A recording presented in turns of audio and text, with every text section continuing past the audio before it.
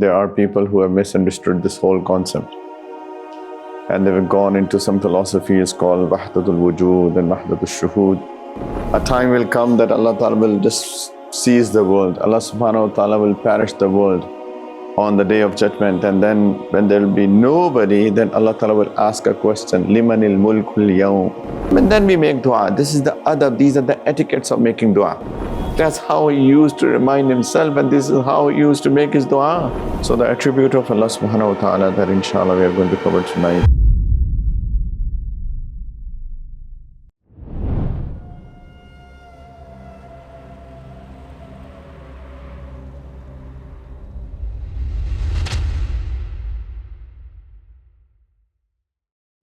Alhamdulillahi wa kafa wa salamun ala ibadihi alladhina istafa amma ba'd fa'udhu billahi minash shaitanir rajim bismillahir rahmanir rahim thumma ruddu ila Allahi mawlahu Al-Haqq ala lahul hukm wa huwa asra'ul hasibin subhana rabbika rabbil izzati amma yasifun wa salamun ala al-mursalin walhamdulillahi rabbil alamin Allahumma salli ala Sayyidina Muhammad wa ala ali Sayyidina Muhammad wa barik wa sallim Subhanaka la ilma lana illa ma 'allamtana innaka antal alimul hakim. So the attribute of Allah Subhanahu wa Ta'ala that inshallah we are going to cover tonight is Al-Haqq.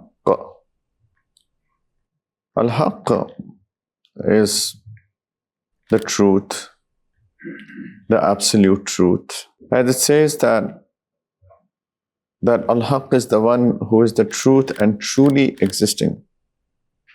His essence is the only reality, and He is the one through whom the truth, all righteousness and justice are revealed. His words, actions, reward, punishment and promise are true. So Allah Ta'ala is the absolute truth. Everything else is batil. Everything else is false, and Allah Ta'ala is true. What I mean by that is that everything, there is no reality of anything else. Whatever reality things have, people have, is in reality the reality of Allah. But don't misunderstand me, because there are people who have misunderstood this whole concept, and they've gone into some philosophies called Wahdatul Wujud and Wahdatul Shuhud. I'm not getting into that. There's no point getting into these discussions. What I'm trying to say is that everything's and anything's reality is basically Allah Subhanahu wa Ta'ala's and not its own reality. Right? Allah Ta'ala is the creator, and everything else is the creation. Allah Ta'ala Khaliq hai, baki sab makhluk. Everything is creation. I am the creation, you are the creation. The clouds, the seas, the oceans, the rivers. Right? Everything else is the creation, and Allah Ta'ala is the absolute truth. He is the only reality that exists. I repeat that we have been doing these English workshops, and we have been covering these attributes of Allah Subhanahu wa Ta'ala in a character building workshop. Right? We always say this. So I always say that if we understand that the attributes of Allah Subhanahu wa Ta'ala, then we'll become those people that Allah Ta'ala wants, and what actually makes us a good person of a society. And we always talk about this. So Allah Ta'ala is Al-Haqq. Imam Qushayri Rahimahullah Ta'ala says, Al-Haqqu min asma'ihi wa huwa bima'na al-mawjud al-ka'ini.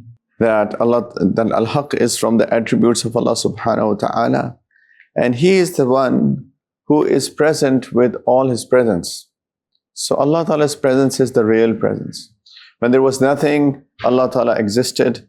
And when there will be nothing, Allah Subhanahu wa Ta'ala will continue to exist. A time will come that Allah Ta'ala will just seize the world. Allah Subhanahu wa Ta'ala will perish the world on the day of judgment. And then when there will be nobody, then Allah Ta'ala will ask a question, Limanil mulkul yawm, whose kingdom is today?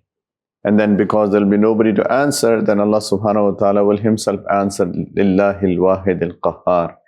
It is for Allah who is the majestic. I wish that I can understand this whole phenomena, or this whole concept, and this whole belief of Allah Ta'ala being the absolute truth. If you understand that Allah Ta'ala is Al-Haq, if you understand that Allah Subhanahu Wa Ta'ala is the absolute truth, then, as I've always said about the attributes of Allah, then I will not be panicked, will not be stressed, will not be begging people out, will not be concerned about as to what will happen, what's going to happen tomorrow, what will be my future, oh my God, where I'm going to earn from, right? He is Al-Haq, He is Al-Fa'ilul Haqiqi.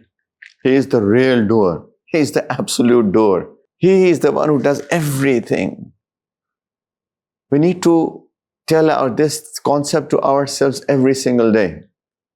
Prophet ﷺ used to make a dua in his tahajjud. He used to say, it's in Sahih al-Bukhari, Allahumma anta al-hamd, anta nuru samawati wal-ardi wa man fihinna, wa laka al-hamd, anta qayyimu samawati wal-ardi wa man fihinna, wa laka al-hamd, anta al-haqq, wa wa'duka al-haqq, wa qawluka haqq, wa liqa'uka haqq, wal jannatu haqq, wal naru haqq, wal sa'atu haqq, wal nabiyyuna haqq, wa Muhammadun haqq, sallallahu alayhi wa sallam. That's how he used to start his dua at times in his tahajjud.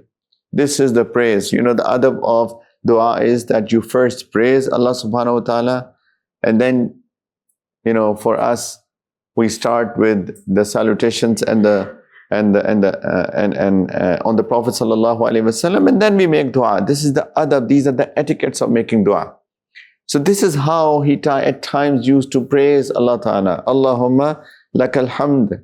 Ya Allah, all praise belongs to you. The absolute praise belongs to you. Anta nuru samawati wal ardi wa man fihinna. Ya Allah, you are the light of the heavens and the earth and whatever is within the heavens and the earth. Walakal hamd. Ya Allah, all praise belongs to you. Anta qayyimus samawati wal ardi wa man fihin. You are the one who has established or who has kept straight the heavens and the earth and whatever is in the heavens and the earth.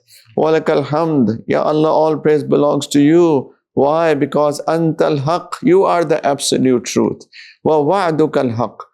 Your promises are true. Wa qawluka haqq, and your speech is true. Wa liqa'uka haqq, and Ya Allah, meeting with you is true, is haqq, is true. Wal jannatu haqq, and paradise is true. Wa naru haqq, and the fire is true. Was sa'atu haqq, and the hour, yani the hour of the judgment is true. Wan nabiyyuna haqq, and all the prophets are true. Wa Muhammadun haqq, and Muhammad sallallahu alaihi wasallam is true as well. That's how he used to remind himself, and this is how he used to make his dua. Whatever Allah Ta'ala has said is haqq.